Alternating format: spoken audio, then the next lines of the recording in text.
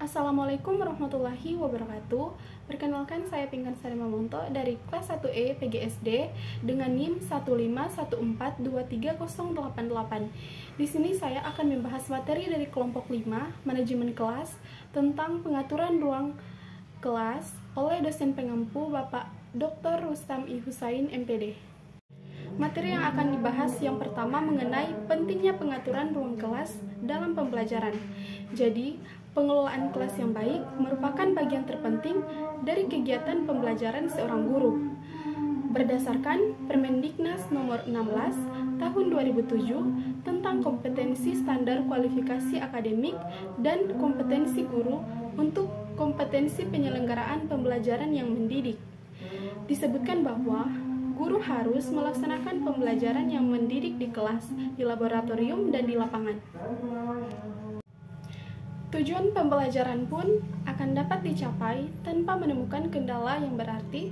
Hanya sayangnya pengelolaan kelas yang baik tidak selamanya dapat dipertahankan dikarenakan kondisi ruang kelas yang tidak memberikan kenyamanan bagi siswa. Karena tanpa disadari bahwa ruang kelas memberikan pengaruh peserta didik yang luar biasa dalam keefektifan penyampaian materi.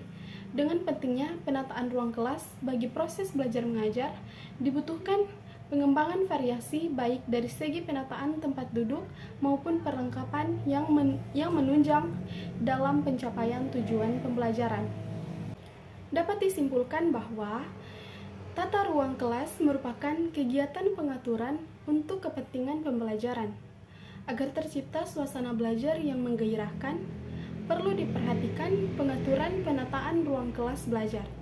Penyusunan dan pengaturan ruang belajar hendaknya memungkinkan anak duduk berkelompok dan memudahkan guru bergerak secara leluasa untuk membantu siswa dalam belajar.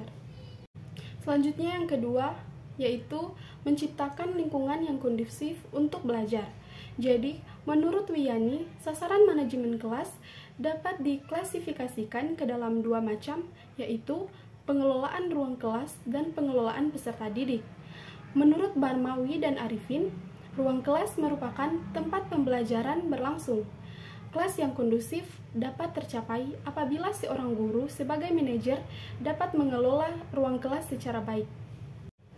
Selanjutnya, Mutahar menjelaskan bahwa guru sebagai seorang manajer harus membekali diri dengan kemampuan konseptual berkaitan dengan planning, organizing, actuating, dan controlling, serta kemampuan sosial yang mengatur tentang hubungan manusiawi sehingga mampu menerapkan gaya kepemimpinan yang tepat dalam berbagai situasi dan kondisi yang dapat mendukung dalam pelaksanaan program yang dijalankan.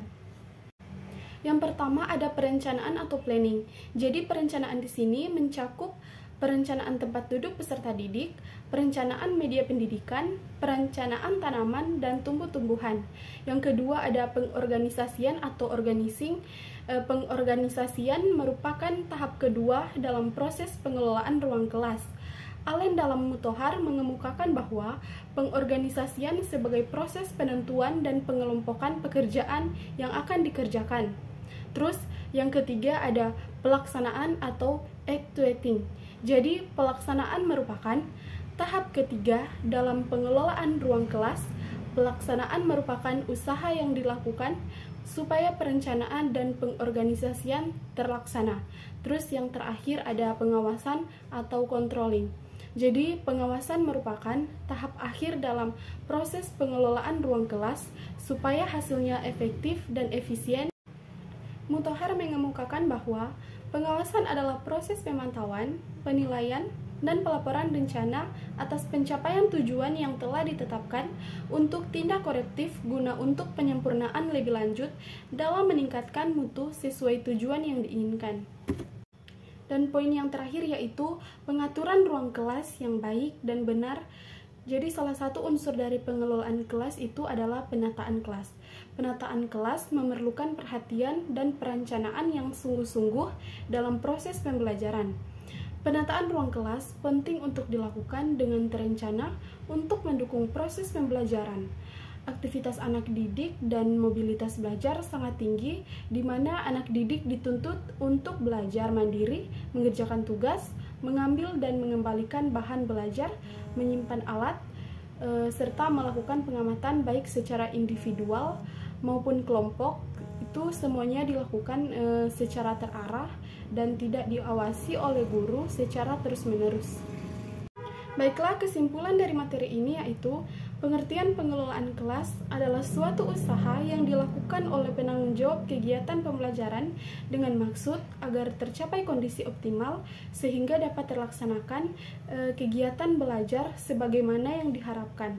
Atau pengelolaan kelas adalah suatu keterampilan untuk bertindak dari seorang guru berdasarkan atas sifat-sifat kelas dengan tujuan menciptakan situasi pembelajaran ke arah yang lebih baik.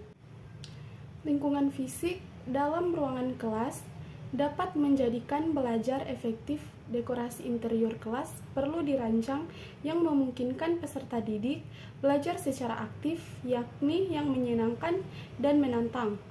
Kegiatan belajar peserta didik perlu diciptakan yang memungkinkan peserta didik dapat mengembangkan potensinya secara optimal. Sekian penyampaian materi dari saya, lebih dan kurangnya saya mohon maaf. Wabillahi taufiq wal hidayah. Wassalamualaikum warahmatullahi wabarakatuh.